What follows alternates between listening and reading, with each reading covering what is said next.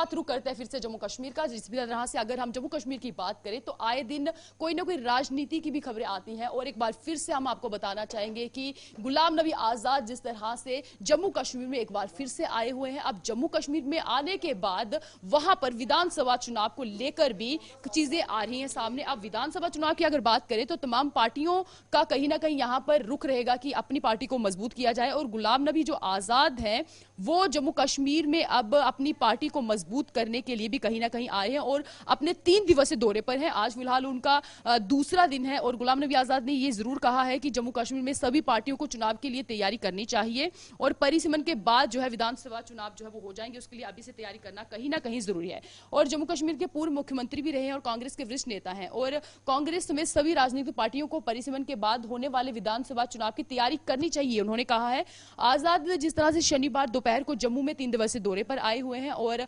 आजाद हवाई अड्डे से सीधे गांधीनगर जम्मू स्थित अपने आवास पर पहुंचे। वहां पर उन्होंने पत्रकारों को संबोधित करते हुए कहा था कि 3 दिवसीय दौरे पर है और किस तरह से वहां विधानसभा चुनाव को मजबूत करने के लिए और सभी पार्टियों को जो है अपनी पार्टी को मजबूत कर सकते हैं,